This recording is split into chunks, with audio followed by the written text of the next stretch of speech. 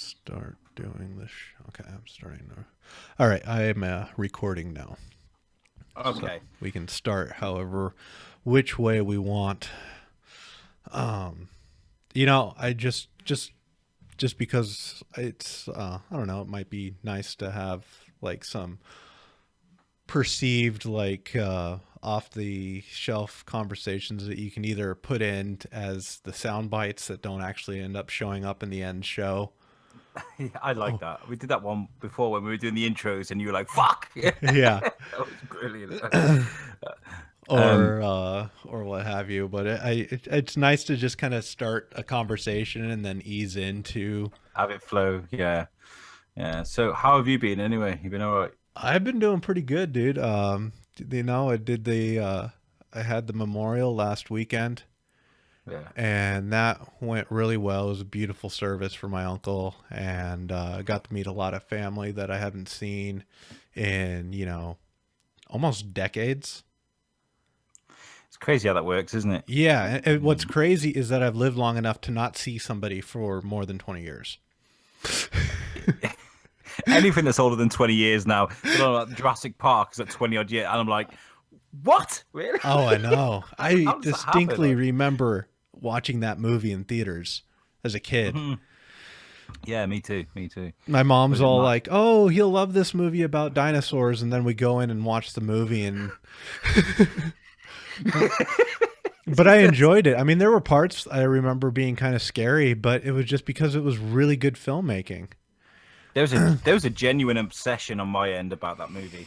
A genuine obsession with dinosaurs. You know how you go at that age, what was it, 95, something like that? I was about 92. 7. It wasn't 92, really. Jurassic Park was 92. Fucking hell, I must have been about 6, It was 7. 20 years old in 2012. Fucking hell. We used to go running around role playing as you do as kids. Yeah, And we'd always argue about who'd be the Velociraptor, I the know. T Rex. And then the little compies came in, and I fell in love with them. I just liked how they worked as an army, you know. Yeah.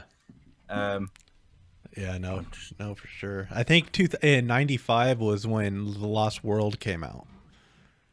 that's crazy. That doesn't. That's fucked up. Sorry, I'm trying to get this pen to work. No worries. I'm gonna write laugh You're gonna write a because what? I've got a nervous laugh, Oh, you. and it's doing my head in on shows because it creeps up everywhere. It's not that I'm nervous. You just know Yeah, those you. silences. It's like Yeah. that kind of laugh. But my nervous laugh sounds exactly like my normal laugh. Oh, okay. So it's like it's weird. Yeah, sometimes if I go like, then that's usually me just pretending that I'm paying attention to you, and I thought it might be justified to put in a laugh.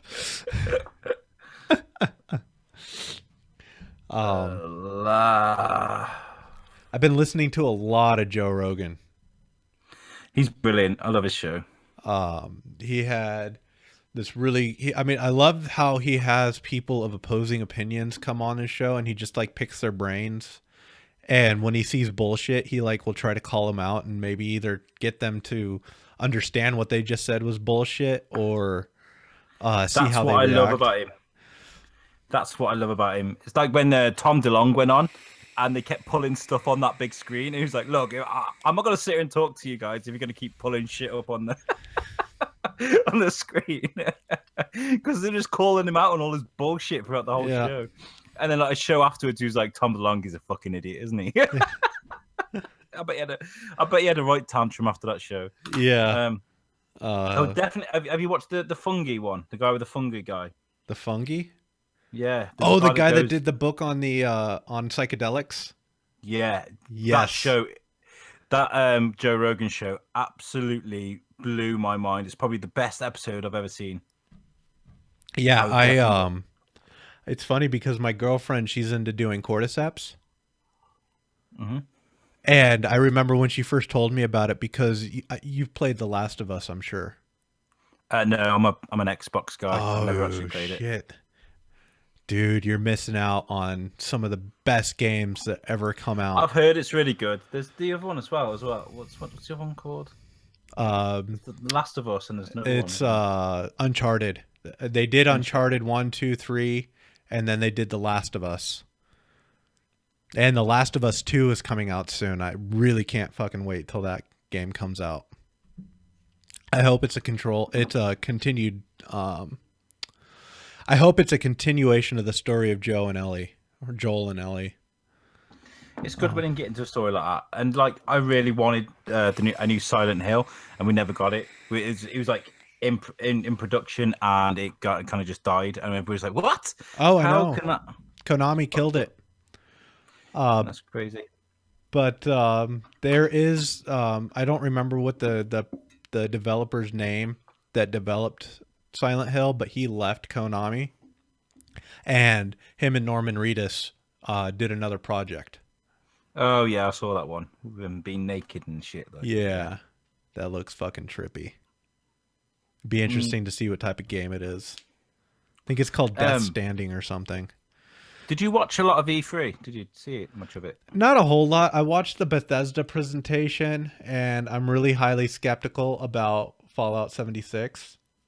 Yeah, I've never really played Fallout, but I've been reading a lot of the skepticism and the arguments people have been having about it, because I think that people from Fallout enjoy having the kind of closed off world. They like Yeah, to just get on with it, like having like people that like having the same sort of treatment that you'd get on COD or FIFA or something. The idiots that yeah. might ruin it for you. Yeah, it's a different dynamic to the game. And this goes into another article that I found that I mean, it's not something that I really wanted to, like, highlight too extravagantly on the show, but Switch, the Nintendo Switch finally released. They jumped on the Fortnite bandwagon. Yeah, I saw that. And I feel like you get these developers that make beautiful single player experiences, and then they go and see games like Fortnite and they're like, "Oh, we need to get on the multiplayer element," not realizing that their IPs are designed to be single player experiences, and as soon as they Yeah, add a multiplayer element to it, and Ubisoft is a prime example. It's a reason why they killed multiplayer in the Assassin's Creed games. Assassin's Creed. Yeah. I mean, Unity was an absolute flop. Yeah, it was terrible. They put too much into it. But yeah, their new games look like pieces of art. Like Origins, I haven't played yet, but I nearly picked it up for a tenner a couple of weeks ago, but I got in there too late. Somebody else got it. Oh I'm shit. definitely gonna play that. But the new one, the Spartan one, looks fucking phenomenal. It looks amazing. If you get a chance to look at the trailer for that, I haven't it's- seen the trailer, but I've seen the cover art or whatever, like whatever piece of like yeah. digital graphic But design work that they did to showcase it. could Yeah, it you looks really can good. you imagine playing Assassin's Creed as a fucking Spartan? Oh my Are god, this that's what, correct me if I'm wrong, I'm a little rusty on my world history, but aren't the Spartans prior to Egypt, or are they is it it's concurrent with Egypt? this one's set in Greece. No, It I is. think It's concurrent with Egypt, but yeah, it goes after prior Egypt. to the Ptolemy, because that Yeah, was well before the Ptolemy regime. Because the Ptolemy regime came after Alexander. yeah. Because Ptolemy was one of Alexander's generals, Hmm. and when they split up his empire after his death, Ptolemy took Egypt in northern Africa. We So the Spartans must be pre-Alexandrian, which is confusing because if you have Ptolemy era Egypt being the origins of the Assassin's Creed, then how the fuck are you going to have an Assassin's Creed before. story arc that makes sense that takes place before? It's crazy. Um, I- it was the Spartans and the Trojans, right? Is that right? No, it's the Spartans and the Greek, The Greeks. Okay. See, my history is terrible. or the I had an argument. Macedonians. I think it was the Spartans versus the Macedonians. I had a big row. I didn't have a big row, but I just a difference in opinion. I said that Assassin's Creed could work in World War II, and he was like, "No, it couldn't. They've got machine guns and stuff like that." I was like, "Yes," and that's when an assassin has to adapt and become even more secretive.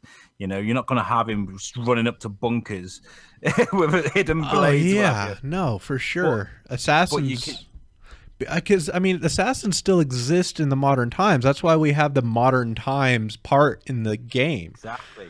So And you could have like, you know, those bits in Medal of Honor where you used to go around with your passport and show them the papers. yeah, You could be like a spy, like a bit like Hitman, kind of going behind the scenes and kind of planning out things. Because if you get found out, right, you're just gonna get hit with an arc of machine gun fire, and you're not gonna be able to run away. well, I And mean, that that's makes it even assuming better. that you get caught in like a checkpoint because machine guns aren't fucking everywhere.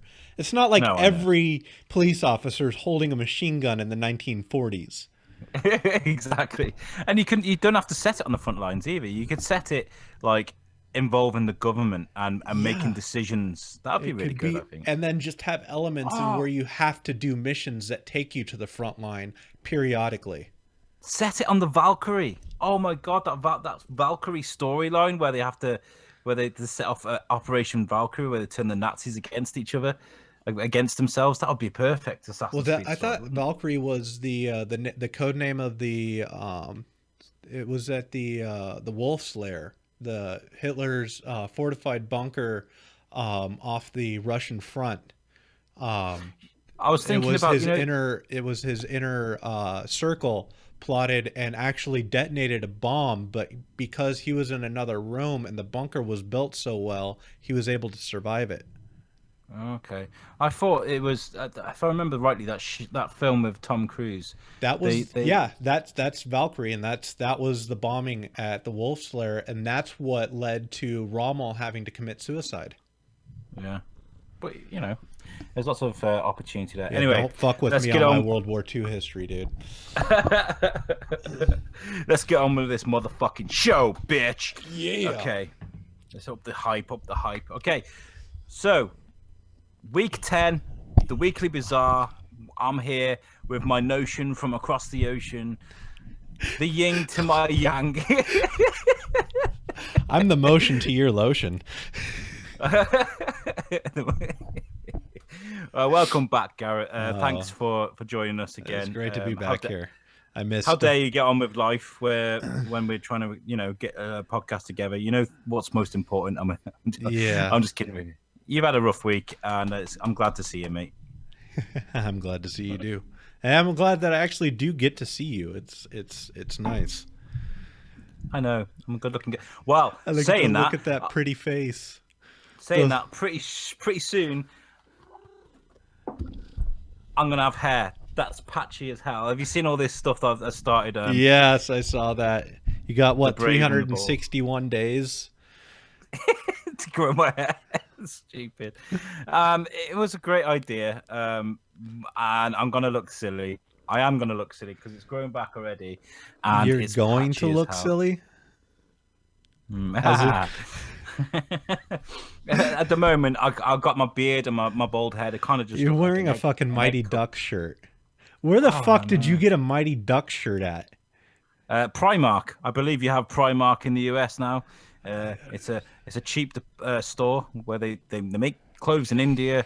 They send them over and they sell them for pennies over here. It's really cheap but great store. They do all mean, sorts. They Does got your England Star even know Wars. what hockey is? Oh, I do. I mean, my wife was lucky enough to live in Canada for a year, so I was into all sorts of sports when I was younger. I used to love staying up and watching hockey in the middle of the night. You know, it's kind of always been there. I like the New Jersey Devils, and that's before I'd even learned anything about American geography. I just really like the team, so I've always been a New And before Jersey you Devils found out fan. that was Kevin Smith's team. And that's weird, isn't it? That's crazy because I didn't even realize who Kevin Smith was when I used to watch hockey. My wife, I think she likes the Bruins. It's the one with the penguin. It's not the Bruins. I don't know hockey at all. I just know Mighty Ducks because I used to watch the movie. Oh yeah, I love hockey. What's the one with the Penguins again? Anaheim. No, that Anaheim's this one. Anyway, I'm kind of like hockey. It's cool. If I wasn't going to be into soccer or football, I'd definitely be into hockey. So, Okay. anyway, yeah. So check social media for the Brave and the Bold, the GoFundMe page thing. I don't want to go on about it too much because I was trying to do it separate away from the podcast, but I realized actually the I podcast is mean, yeah. What's the full. point of having a podcast? A podcast? A podcast? Fuck me. A podcast. If you're not going to be plugging shit on it. Yeah, exactly. So I thought I'll use it. And we're going to record some audio and send them away. A couple of podcasting networks have said they'll help us out and distribute some audio for me. So fuck it, let's do it. Let's raise some money for mainly for young girls and young boys that get alopecia and they lose their hair and they lose the confidence. So imagine being in high school and being completely bald as, sort of 14-year-old girl. It'd be devastating. I mean, and that's not me being like disrespectful. I can imagine it being hard. So if I can help give someone a wig or something to help them, boost their confidence, then that's what I'll do. I'll walk around for a year looking like a patchy fucking idiot just so I can raise a bit of money. Isn't alopecia? It's alopecia or alopecia? Alopecia. Alopecia. Alopecia. Yeah. Alopecia. It was, Isn't it cause? I think I remember on the radio every once in a while you get these commercials about, oh, did you suffer from this and such from this medication or this material that you were exposed to in the work environment? If so, call the law offices of Dick Sucker and Cunt Master. And we'll get you money fast. And there was one of those commercials on the radio about a medication that was causing that because it was a specific type of chemotherapy that was, I mean, it's understood that when you have chemotherapy, you lose your hair, but once you are off the treatment, you're supposed to grow it back. But this chemotherapy was causing permanent hair loss. And I think they used the word that you used that I'm not going to try to say again because it'll make me sound like a fool. Alopecia. Well, I do you know what? I really should do some research on the cause of alopecia because, as far as I'm aware, it can be caused by stress. By stress, depression, things like that. Yeah, it can happen naturally, but there's got to be a trigger, I imagine. So we'll do some research into it, and we'll bring it to the Weekly Bazaar because we talk about stuff like that. Sounds good. Okay, first of all, let's get on with we need to talk a little bit about Chris Hardwick, okay? Because it landed to my attention today about this story about Chris Hardwick being fired from all of his TV shows. He's been wiped off the face of the earth by Nerdist as well, which is a company he started and then got bought out. The accusations are that the Legendary Entertainment that bought the Nerdist off Hardwick, the daughter of the guy who owns that was an ex-girlfriend of Chris Hardwick's, and apparently he was very abusive towards her. He was accused. Everything that's known is purely accusations without any substantial evidence to back it. Yeah, and he's gotten fired because of unsubstantiated accusations. That's fucked up. It's crazy. That's right. And it's shocking and it's quite upsetting as well because I really did look up to Chris Hardwick. I used to listen to his podcast, the Nerdist podcast, religiously, and I've seen a lot of bitterness towards him. People being like, "Oh, I'll be the new Chris Hardwick. I'll step in."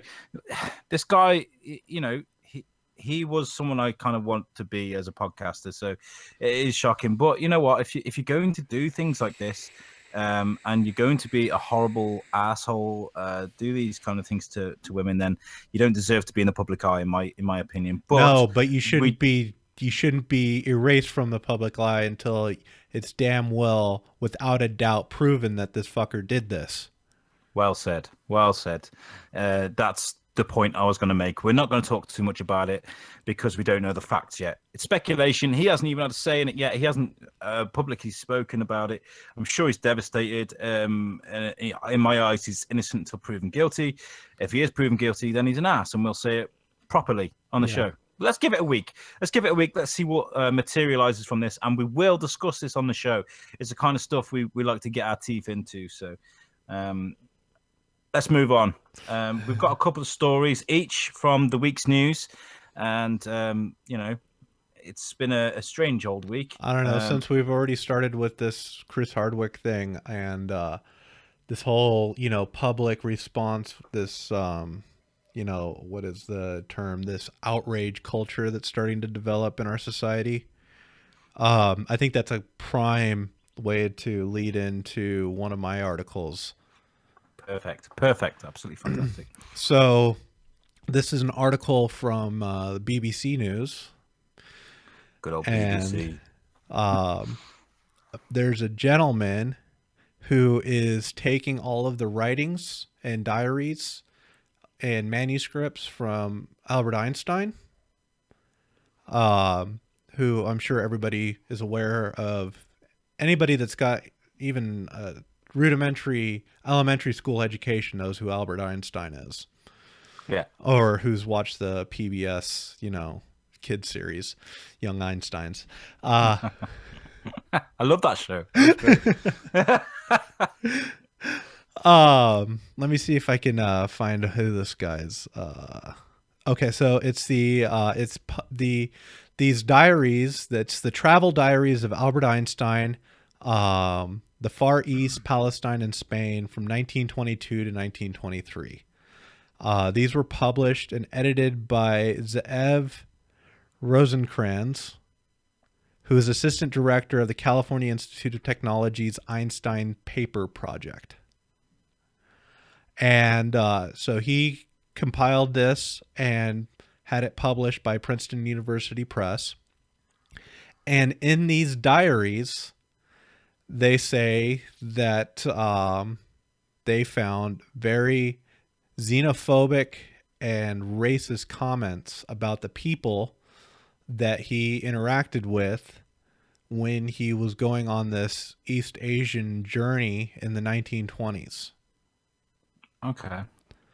So some of the things that they quote him of saying, so this is a quote from the article. The physicist describes arriving in Port Said in Egypt and facing Levantines. Is it Levantines? Levantines? Levantine sounds about right to me, yeah. He says, Levantines of every shade, as if spewed from hell, who come aboard their ship to sell their goods. He also described his time in Colombo, writing of the people that they live in great filth and considerable stench, down on the ground, do little and need little.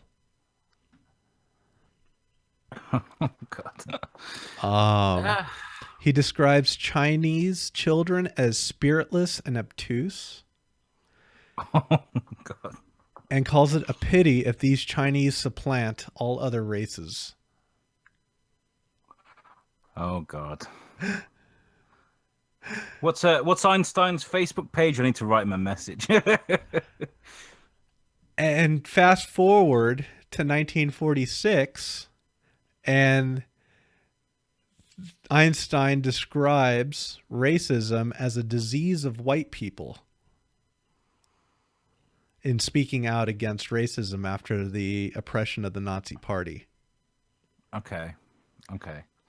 So people, what they're trying to, the way that the spin is on this article is they're trying to say that in the 1920s, Einstein had some very ignorant observations of other cultures, and that he kept that for the rest of his life. And that you should, and they're almost calling for some sort of,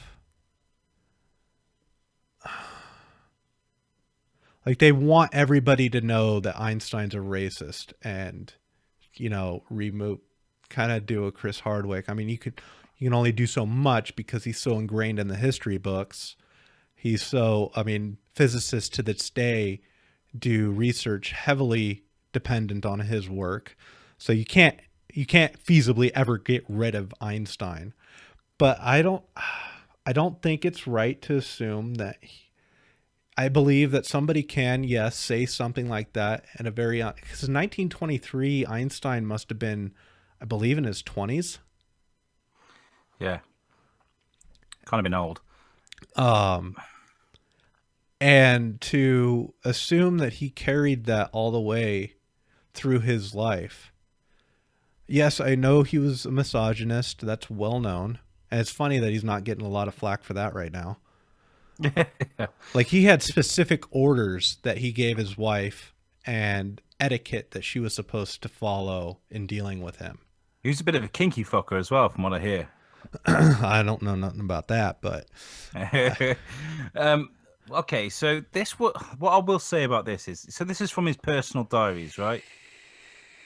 Yeah, so it's his personal exactly. diary. It's his personal diary. He maybe have his own ideas on people of different races, different religions, sexualities, whatever.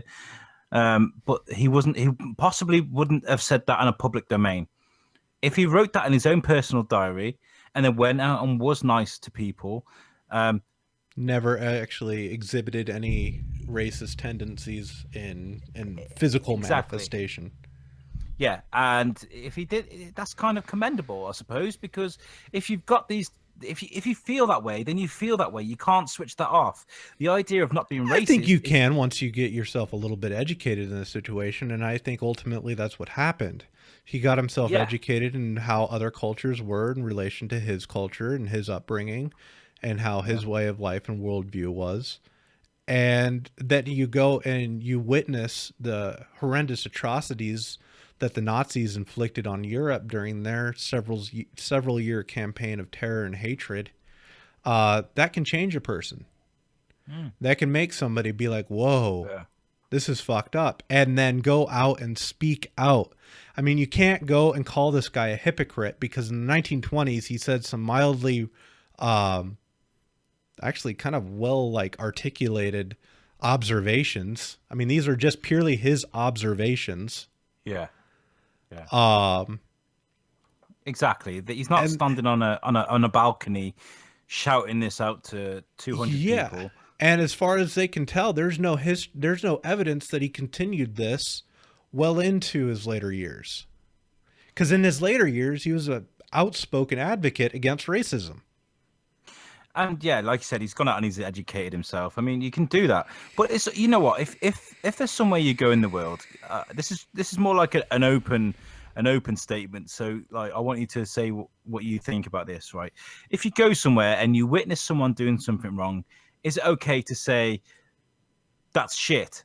Because I'll give you an example. Okay, I went to Egypt on my honeymoon, and I noticed that there's just fucking litter everywhere. It's disgusting. They don't look at some of the monuments and the areas around it. They don't look after it. I don't know why, but there is just junk everywhere, Yeah. and it annoyed me. It really annoyed me. And I was like, these are some of the greatest like discoveries and monuments and historical places in the world, and you're not looking after it. Yeah. And so I said to my wife, I never want to go to Egypt again.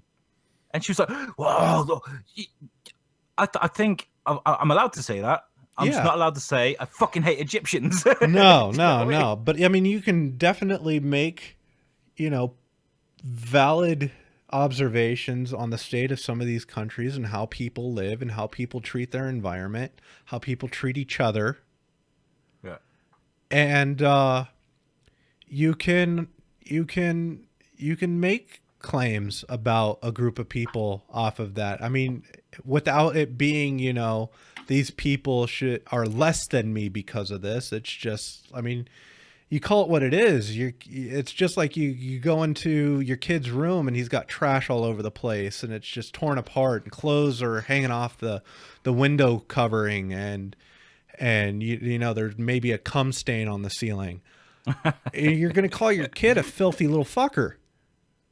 Exactly. And also, what you got to look at is the work that Einstein did was for the greater good of mankind. Yep. That way overweighs his attitude towards certain people from certain parts of the world Yeah, privately in a diary. I feel like you got this huge outrage culture that's going on, and I hate using that term because I feel like it's such a it's one of those hot phrases of the day. It's like the Crucible. It's like we're back in Salem, you know.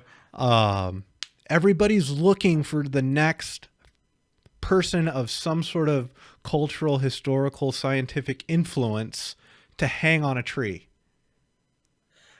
And it's social media, I believe, that's kind of the catalyst for this. Because once you start that ball rolling on social media, wherever it be, Instagram, Facebook, Twitter, as soon as you start that ball rolling and you start getting likes and you start getting a group of followers, that's when it leads. Excuse Yeah, me, tactical burp. As soon as you start that ball rolling, that's it. That's it. It's a machine that it's very hard to switch off, and it's a great kind of segue to my next story as well. Unless you got any more to add on I want Einstein, to have you got? see if I can find. There's no author to this article. Why is there no author to the article? Does the BBC not allow their writers to claim their articles? Because I want to see how old the author of this article is. I want to, because I would put a lot of money on that he's somewhere between 23 and maybe 27. I was going to say, yeah, maybe he's a bit younger. Yeah, and like while you're finding that, do you think it's acceptable to say that he was part of a different time when people were around him were feeling the same sort of way, sort of, encouraging him to feel that way, saying things that he may agree with, and then obviously with coming with the war, comes with kind of, a kind of an understanding that people are different. And this is where times start to change. So do you think maybe in the 1920s, 1930s, when it was okay, it was sociably acceptable to call a black man this, call a Chinaman that, call this, that, and the other, that's the kind of language he's heard around him, and it's kind of the norm for him, Yeah,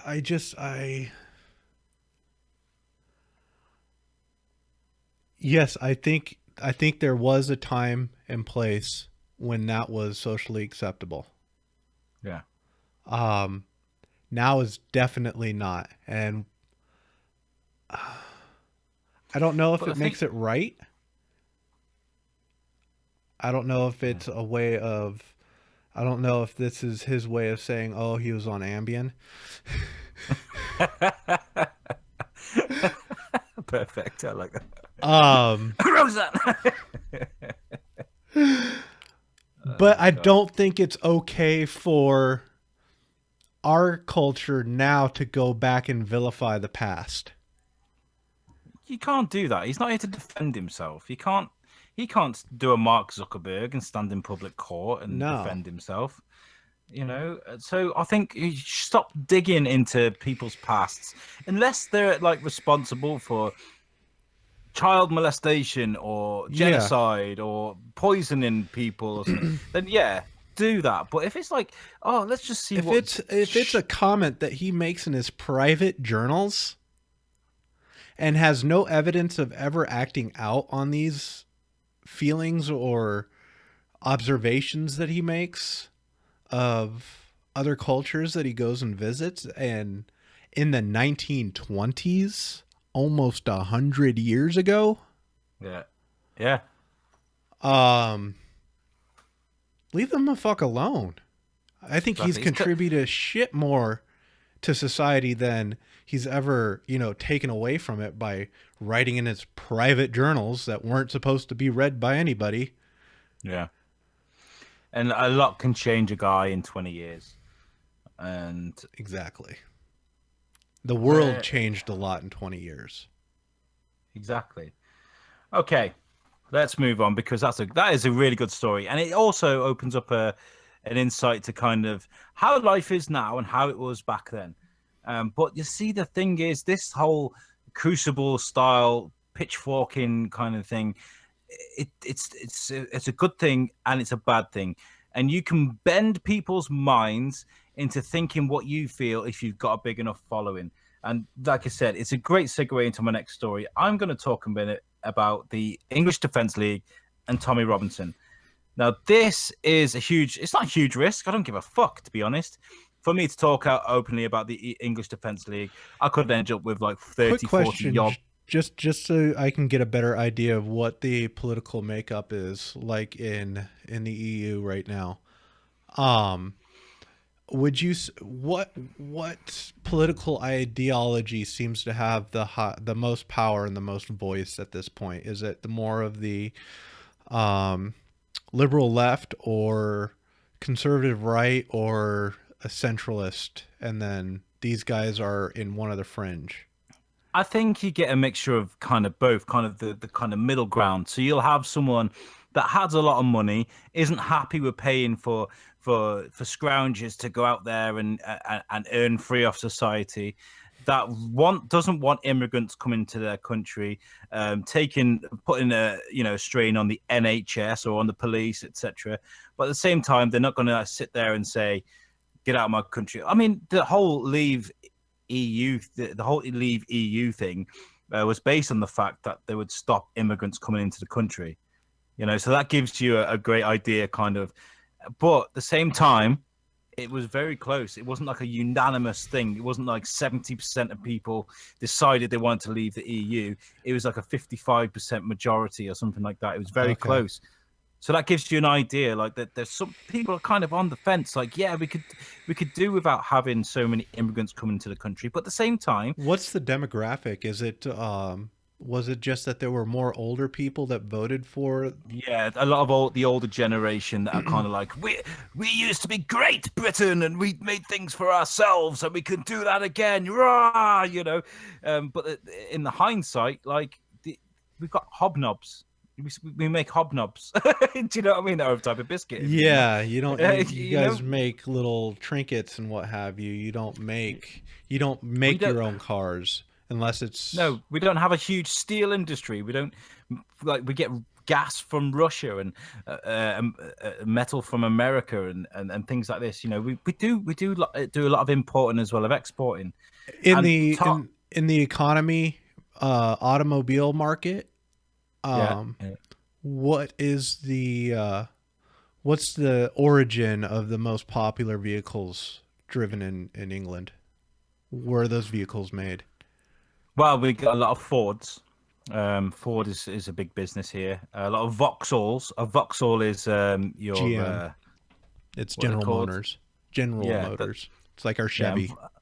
and Vauxhall I believe, is a German company originally. Are you Don't quote me guys on that. Are you guys still going to get Fords? Because I believe it's either this year or the 2009 model year in the United States. Ford is getting rid of all of their cars and sedans except for the Mustang. Really? Yeah, Oh, that's crazy. It'd be crazy. I've always grown up with Fords around me. because you We've guys owned. don't get the F-150s or the F-250s or the F-350s, or I don't even think you guys got the Ford Ranger, which were all pickup trucks, and that's what they're We have got pickup trucks. I think we get the F-150, okay. but we don't get anything else. I've seen a lot of the pickup trucks. They're quite nice as well. Nice big things. But we mainly we get Ford Fiesta and a Ford Focus. We get the Mondeo, the KA, the car. I don't know if you get that in America. No, Little cars, smaller cars. I know you guys get the Focus and the Fiesta. They're popular cars, but well, we're not going to be getting them anymore. and the Eco Sport as well. Yeah, but things Okay. are changing. Things are changing, but it's mainly Vauxhall and Ford. A lot of the European market as well. BMW, Audi, and Volkswagen. Yeah. Lots of Japanese as well. So we Fiat like Pandas. our native kind of car manufacturers like Jaguar and TVR back in the day. They're not. Like a Jaguar is a really expensive car. Hmm. A TVR back in the day when they were still producing cars were like a sports car for an older guy.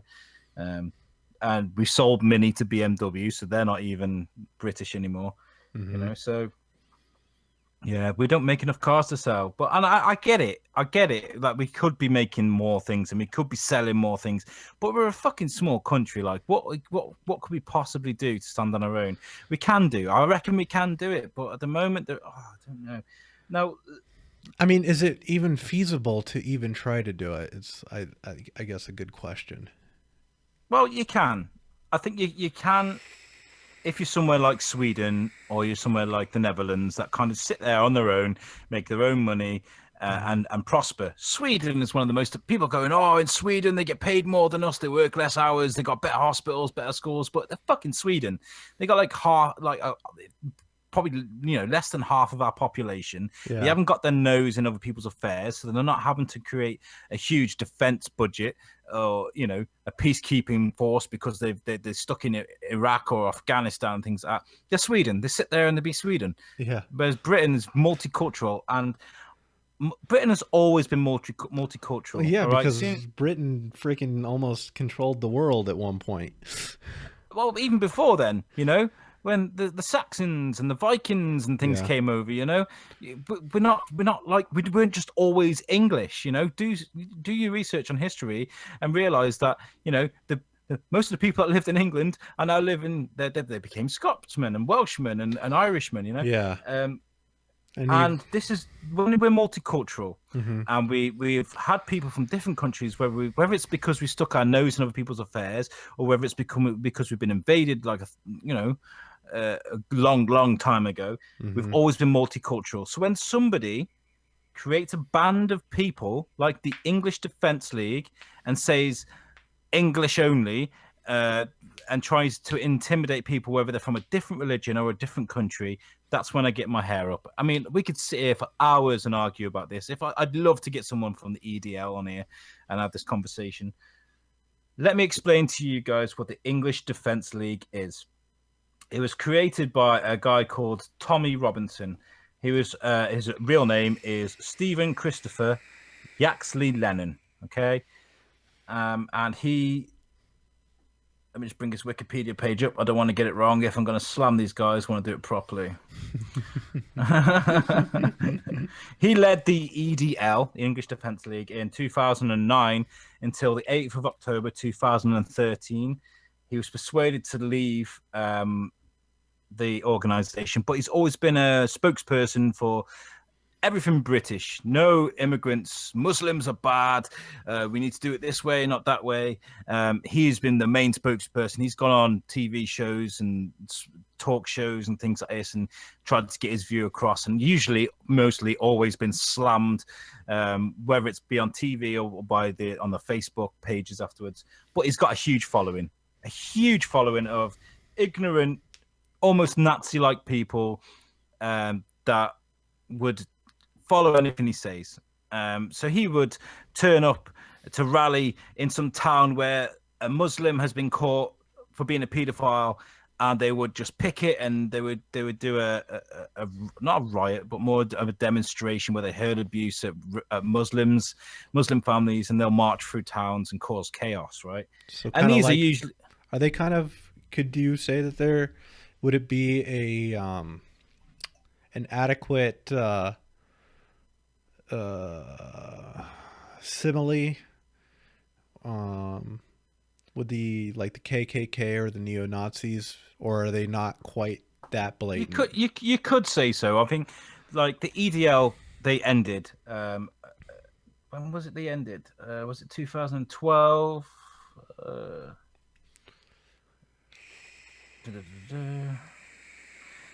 They ended a while ago. They stopped. Um, they stopped protesting as the EDL a while ago, and somebody else created something similar called the Britain First. Okay. The EDL were quite racist. I would say that. My ex-girlfriend from years ago, she was of Greek origin, so she had dark hair, dark skin color. And when the EDL were giving out flyers in the town centre, I'd walk past and they'd just tut at her, and you make you livid. Like a white guy walking around with someone with dark hair, they would probably poke fun at my wife because she's Colombian. As you can see, I don't give a shit where people come from. People are people in my eyes. Yeah. And right, so let's get on to Tommy Robinson. Tommy Robinson was arrested in May 2018. He's now serving a 10-month prison sentence for contempt of court for publishing a Facebook Live video of defendants entering the law of court. So basically, if a Muslim guy is caught for being a paedophile, which rightly so, deserves to go to jail and get treated like anyone else that would do that crime. But it's not as though white people aren't doing that as well, all right? But because he's Muslim, they take a particular amount of attention to him. Yeah, they want to hype the spin that all Muslim people therefore are pedophiles. Well, there was a few years ago there was a ring of Asian men that were abusing women, and it was a big ring, and they reckon it was hidden, it was swept under the carpet, and nothing was done about it, which is terrible, absolutely terrible. So I mean, they've kind of got a right to be angry because of how it was all treated. And yes, you've got right to stand there and shout at someone for being a horrible monster, but you don't have the right to create hate across a whole religion of people. You know, like I've said this before, there's something like, is it like 3.5 billion Muslims in the world right now? If they wanted us dead, they would just kill us, you know? Anyway, so Robinson, he went to jail for putting a Facebook Live video of a defendant, which caused a lot of trouble. Now, people have been protesting to get this guy freed. They want him out of jail. The reason why I brought this story up is because they're stupid, and they think we're all stupid. The EDL, or the right wing, put a picture up of thousands of people all gathered around this building, and they put it up on social media as a group of hundreds of thousands of people protesting to get Tommy Robinson out of jail. And this got circulated across social media, people retweeting it, putting, oh, yes, get Tommy Robinson out, you know, it creates like a buzz, and these people come out of their shells and like, yes, get him out. But it turns out that this picture wasn't of London. It wasn't about Tommy Robinson. It was actually from 2005 when Liverpool Football Club won the Champions League. It was in Liverpool, and it was hundreds of thousands of people cheering on the football team. So, just because they're stupid fuckers and they're gullible as fuck, they expect us all to be. All right. Yeah, that just seems. It's really funny. But the thing is, people buy this shit. Like I've got older members of my family and friends that on Facebook they would just share this and then, you know, reveal themselves as kind of being a supporter of all this. It's quite funny. But the most hilarious thing is about this: Liverpool hates the EDL. Liverpool hates them. Well, I would imagine so, because I think that's quite a. You're talking about the Liverpool soccer team, right? That's right, yeah. Yeah, aren't the majority of them not white? Yeah, they're from all kind of places. So it kind of makes sense that they're not a big fan of the EDL. But this has substance as well, because in August 2015, the neo-Nazi group, it says here, they protested in Liverpool. They were rounded up by the police, and they were laughed out of Liverpool by the whole fucking city. They will tell them to get the fuck out of their city. They're racist bastards. They even started playing the Benny Hill music from loudspeakers as they were marched towards the train station. This is how much Liverpool hates the EDL. All you can hear is like when they came rounded up towards. It's so funny. So to do that, to put a picture up of Liverpool and then claim it as your own for Tommy Robinson is ironic in so many fucking levels.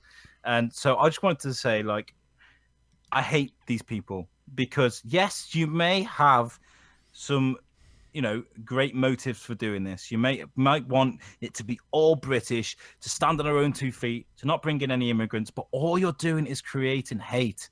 And I fucking can't stand it, because as soon as you put a picture up of something wrong that somebody's doing that happens to be Muslim, all you get is all this racist hate on the comments, and it gathers people up in the group, and it's never going to go away if it keeps happening. And that's why people are being put in jail for all this, because it's just hate mongering, you know. Wow. That's kind of that's weird, right? We come on the Weekly Bazaar, we talk about funny shit, and I'm going, We need to stand, people. We make to make a stand in a proper serious. I haven't shut the fuck up. You Oh, know, Garrett's. just as a counterpoint to how you get these organizations like the EDL that want to make it sound like all these minorities are pedophiles or some sort of social deviant. I just remembered um, I just remembered a news story that was talked about on one of the podcasts you and I listen to on a regular basis. I think which one you're talking about. They don't need our, they don't Talk need. about Joe Rogan, right? No, no, no. Ralph Garman and Kevin Smith. Oh, right. Hollywood Babylon. Okay, Yeah, that's cool. We can shout them out. we They're can our shout them friends. out. Okay, they are friends. They don't need our help, but they're our No. friends. So they were. It reminds me of you get this mind's eye of what you think is a sexual deviant or something like that, and then you come to find out that I don't know if you're aware of this, but the Smallville actress Allison Mack Yeah. Yeah. fucking indicted for sex trafficking. She I've seen was that. she was She's been accused blatant of being about it as well. she was accused of being basically a slave master to these unsuspecting women that get drawn into this cult like group that she was a part of. And basically she would I think one article I said she would basically try out each of the new women. See, I saw this story and I thought we could talk about this in the Weekly Bazaar, but we might make people cry talking about this story. But It's just I don't know. I feel like this is really bringing the sexist out of me. But I never knew what Allison Mack looked like. She's a looker. She's an attractive lady. And a fucking monster as well. What a I think I would let her be my slave master. So on this story, on this, I mean, bearing in mind whether you wanted to sit on your face or not, what the details of this? What were the women? I mean, it doesn't matter what age they are. If they're being sold for sex, whether against their will, are they young girls? Are they? Let's see here. A television actress best known for playing young Superman's close friend pleaded not guilty Friday to sex trafficking after federal prosecutors said she worked as a slave master, recruiting unsuspecting women to a cult-like group led by a man who sold himself as a self-improvement guru to the stars. Was accused. She entered her plea. See here, starred. She was series. She was played. Prosecutors said she helped recruit women for the leader Keith Raniere and his cult-like organization called NXIVM. I don't think that translates to a sayable word. She told the women that they were joining what was purported to be a female mentorship program. But the victims were then exploited both sexually and for their labor, according to federal prosecutors. Mack and other masters recruited slaves by telling them that they were joining a women's-only organization that would empower them and eradicate purported weaknesses that this group's curriculum taught were common in women. Prosecutors said she required women she recruited to engage in sexual activity with, not with her, but with Raniere, the leader, who then paid her, Mac, for bringing these women to him. Okay, so she was kind of a gatherer of victims. Yeah. It sounds very much like they've taken the ideology of Scientology, the idea that you can become a perfect human being by using the correct body language and the correct tones of voice, and creating that kind of confidence that you need to be successful and to move up in the ladder, and to telling these women that if they do, what they're told, they can become better people and move forward. And instead of doing that, doing the most horrible thing. And yeah. I'm reading later in the article. It said that some of the women had been physically branded with a surgical tool. Fuck. Some fucking hardcore shit right there, dude. Oh And my she god. is not Muslim. So proof in the No. pudding that not everybody that does this shit is from a Middle Eastern Asian descent or a person of color. I mean, she's a little whitey, and that's pretty monstrous. But the thing is, right? Okay. I'm gonna make myself sound really terrible now. I remember reading about this in the story on the news. I mean, and I remember seeing it actually on the news. I did see it on the physical news on the TV. Mm-hmm. But it's happened and it's gone away. There aren't people protesting on the streets about it. That there isn't like a big fallout because of it. It's not still being spoken about in the press. It's happened. She's gone to jail and they've forgotten about it, which is great, I suppose. But if this was a Muslim guy or somebody that's probably a bigger celebrity, like you were saying before about, we were chatting before we started the show about the Chris Hardwick thing about this pitchfork kind of mentality at the moment. Mm-hmm. It would have been talked about for weeks. It would have been all over the place, So, Yeah. I mean, you don't hear a whole lot about this. no, you don't. It's gone. It's happened. It's gone. Let's forget about it because She's a hot, young, attractive woman. So, yeah, yeah. But, I mean, she's going to go to prison for a long time. yeah. And, Of course, as much as I hate how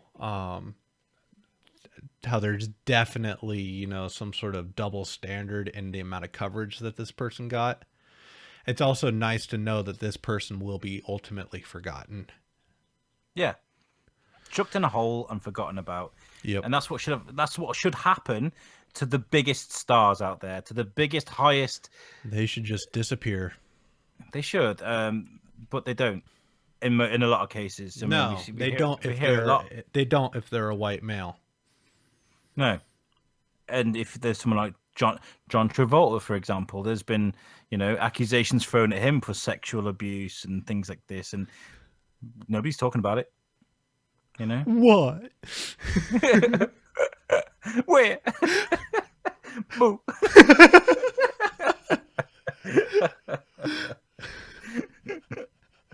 Oh god. If you want to know more about that, you need to listen to Hollywood Bubble. Yeah, I mean, we owe them a lot. Yeah. We wouldn't be here if it wasn't for that podcast. You understand that, right? We wouldn't be, and you know what? I kind of abuse my power a lot with the Garmy, which is the fan page of Hollywood Babylon, by posting up posts of my superhero bar fight polls. And I spoke to Mike Sargent, who's the main admin. He's a really good friend of mine. And I said, listen, I know it's not Garmy related, but I wouldn't be here if it wasn't for the Garmy. You guys have inspired me so much. And he's like, hell yeah, that's all I need to hear. Get it up on that page. He doesn't give a shit. Like, Yeah, so long as you suck the right cock, you can do pretty much whatever you want.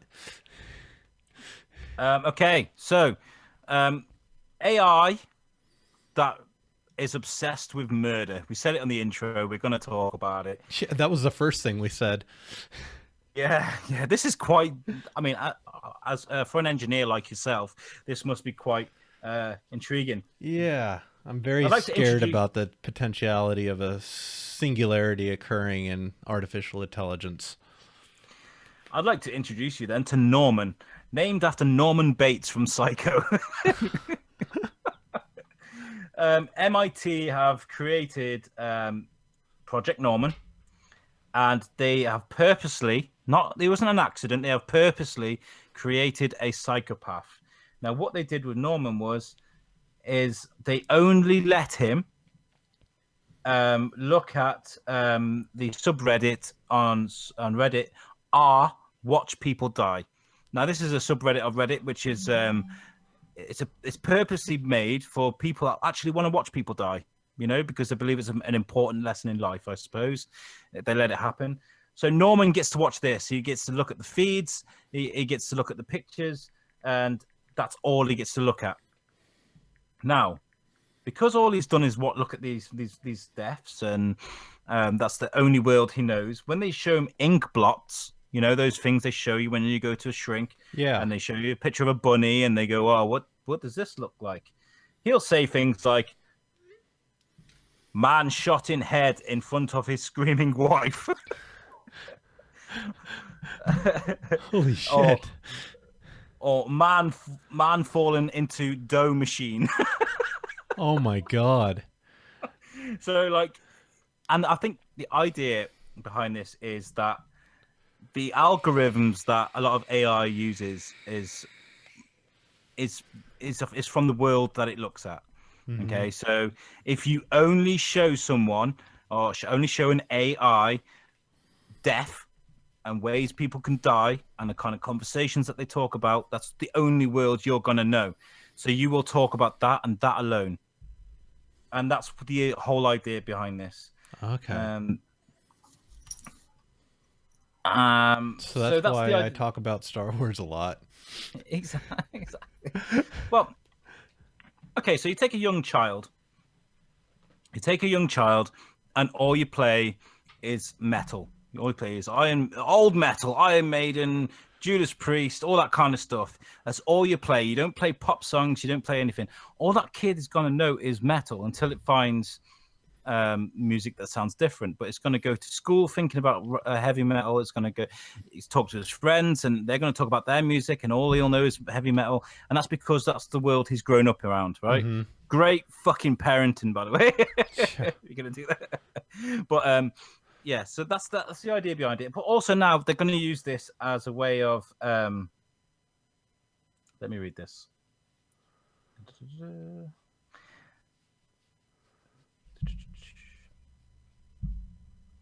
They are interested in expanding the inkblot aspect of the project to use data mining to see if there's an explanation for why people see different things in inkblot tests. So far, they have collected more than 200,000 user responses. Wow. So they're going to use it in kind of medical help as well, Okay. as to try and find a written explanation as to why you see a guy getting pushed into a dough machine rather than a bunny rabbit,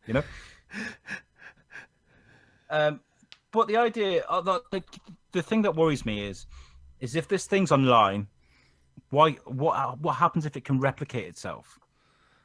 If it can move to different You programs? think this fucker can turn into Skynet?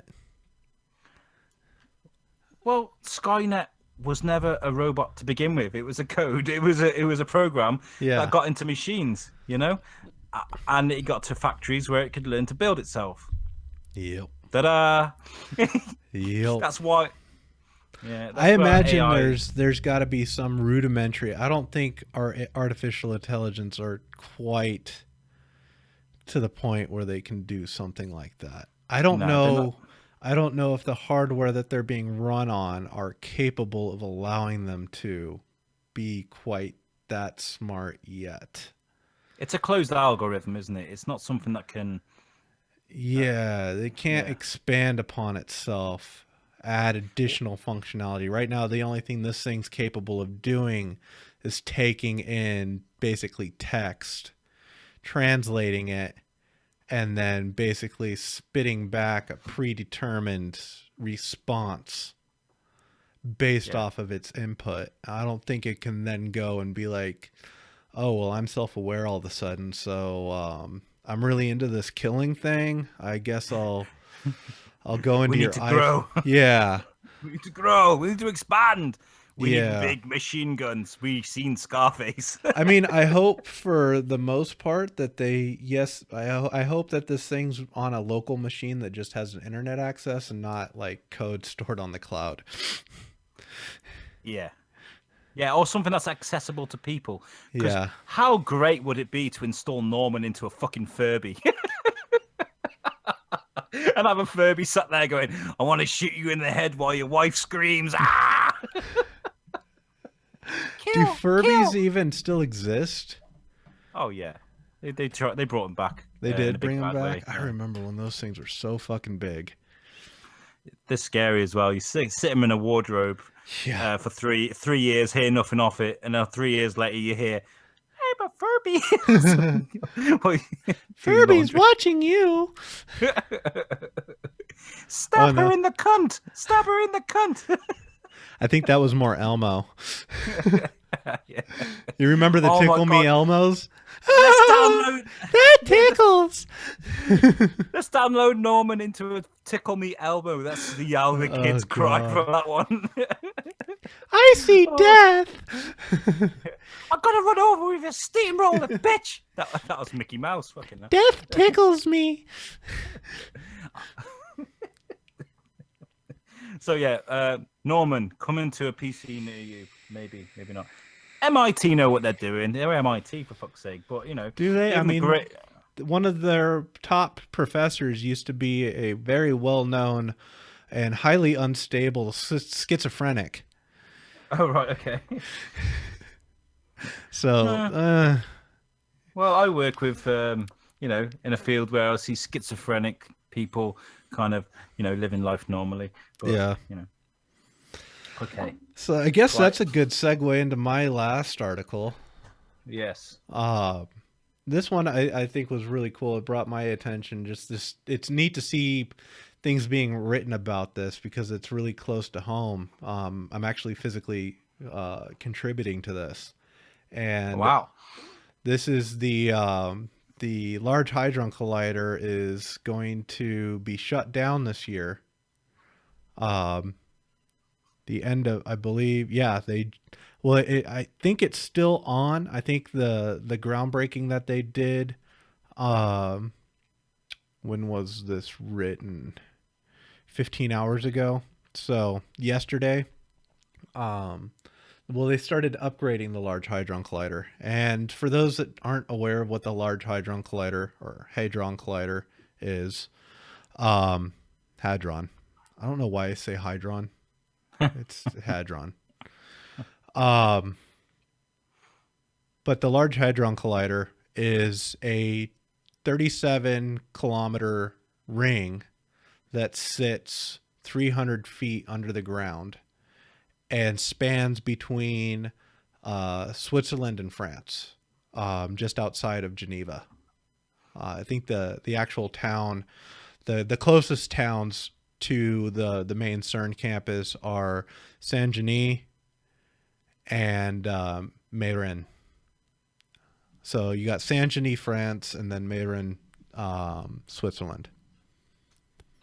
Okay. And I believe part of the circle goes right underneath or right up against the runway of the Geneva airport. Yeah, I heard this. People saying, "Oh, it's going to affect the planes."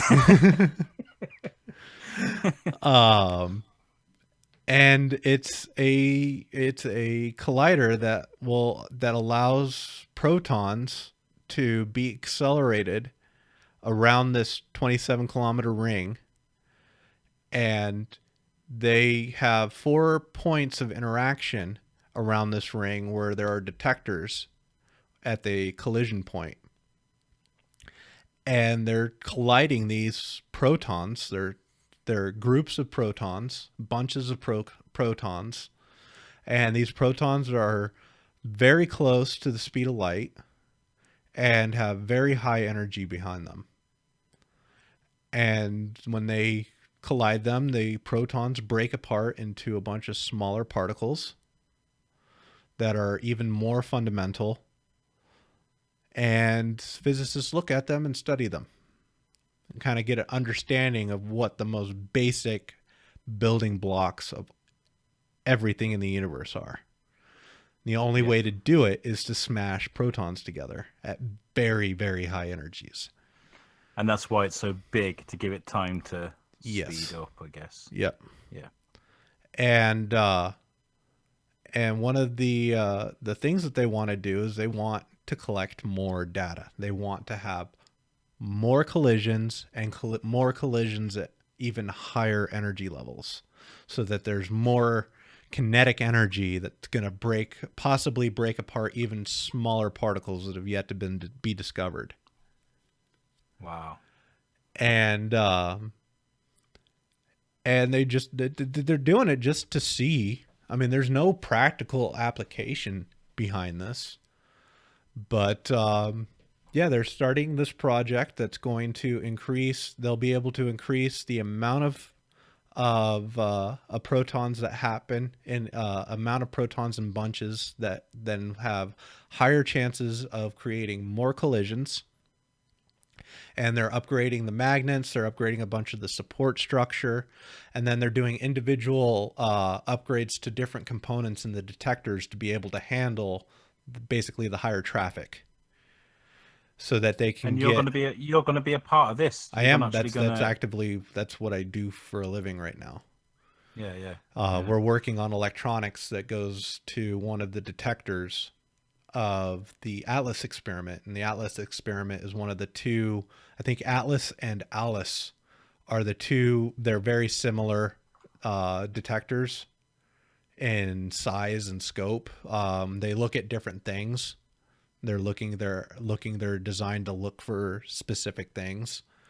And the Atlas experiment was one of the detectors used to find the Higgs boson back in 2012 when that was first discovered. Wow, fantastic. That was a particle that was theorized, I think, back in the 70s.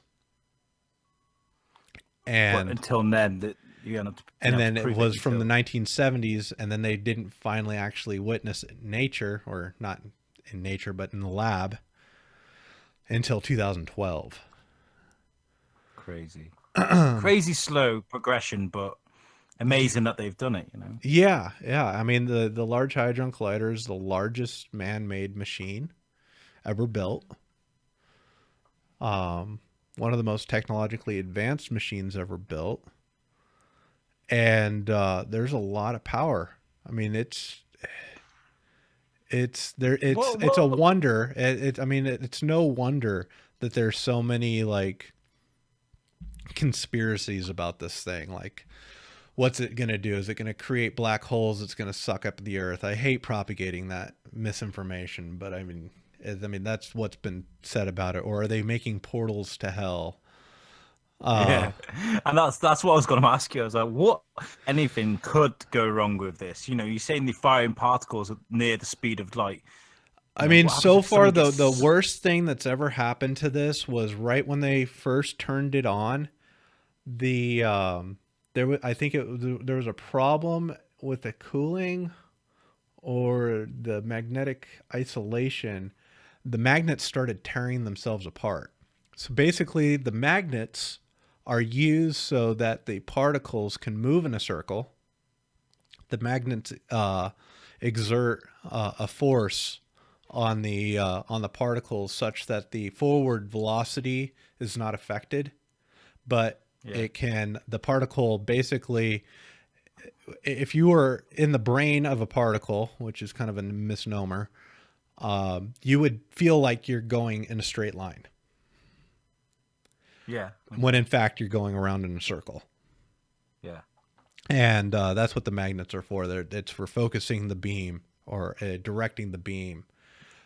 for giving it That direction. Yeah, Yeah, they use these things called crab cavities that are radio frequency cavities that do the actual acceleration of the particle,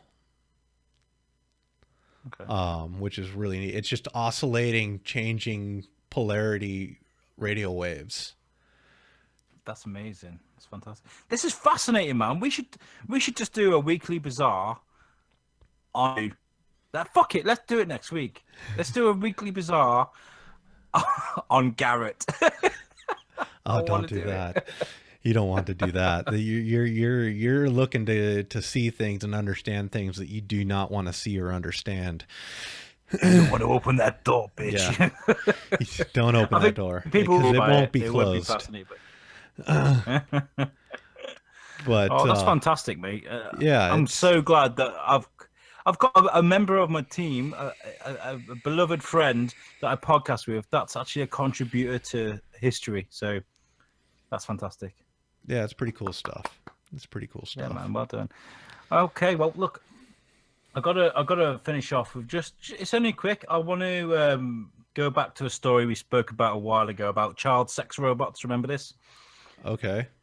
I was I was saying that hoping these we things wouldn't have to shouldn't go be. back to this, but Yeah, I I'll should have given a entertain you. warning then. Oh, by the way, okay. So I was saying that these things shouldn't be legal. That they're disgusting. If you want to butt fuck kids, whether they're fucking robots or whether they're real, you should probably go and seek help or go to jail. And it's recently been suggested by the House representatives, or what that is. They passed a bill that aims to ban the importation and transportation of child sex dolls. So we've got that they're going to be made illegal That's because good. they reckon that this endorses Pedophilia? the idea of pedophilia. It also encourages rape and physical children because, number one, it teaches a paedophile how to hold and restrain a child because they're getting to practice on a doll. That goes with the fact that once it gets boring with a doll, that's when they're going to move on to a child, possibly, and what they're a doll. So that's the reason why they are going to, which is rightly fucking so. Why is it taking a group of people What to country realize is that doing this? it doesn't say. It actually doesn't say. It just says the House of Representatives. So it must be something to do with the UK. Okay. Because but it's a step in the right direction. Yeah, Okay. the UK does it. Maybe a couple more European nations do it. The US might fall in suit. Yeah. So I just thought I'd follow up with that because we covered that a while ago. But otherwise, What about that's countries where the age of consent is 14? I don't know. You know what? Us in the West, we kind of turn a blind eye to the fucked up countries that don't follow the rules, don't we? It's really ignorant, and it's probably going to land us into trouble one day. But we're kind of like, we're going to do what we want to do. If you want to do that in China or Malaysia or Philippines, France? you can. France. If this becomes an EU thing, then I'm guessing they'd kind of enforce the law in France. Yeah, I wonder, are they going to, is there any movement in the EU to like do a standardized age of consent across all the countries? I have no idea. I mean, it's completely different over here in the UK than it is over. I mean, we're 16 over here. Oh wow, that's still pretty young. It is young. You can actually get married at 16 with parental consent. Okay. Okay, so I just wanted maybe fact check myself to make sure I didn't just talk a bunch of nonsense. So I did a quick Google search, and it says in 2001 the law was amended to clarify the situation and confirm that the age of consent was 16 for all acts. Only a person age 18 or older can be punished for having sex with a 14 or 15-year-old. So if you're 18, you can't have, like, if you're a 14, 15-year-old, the 15-year-old's not going to get in trouble for fucking the 14-year-old. Which is bad because, some 15-year-old kids are more switched on than a, Yeah. So anyway, on that bombshell, we should End the show. we should get moving. Yeah, that's bit. I mean, pretty much doing these two. I'm back, and make sure you guys like the shit because obviously we don't have a show. Yeah. Yeah. Like and subscribe. Share to all your friends. Give us some love. Give us some love. Yes.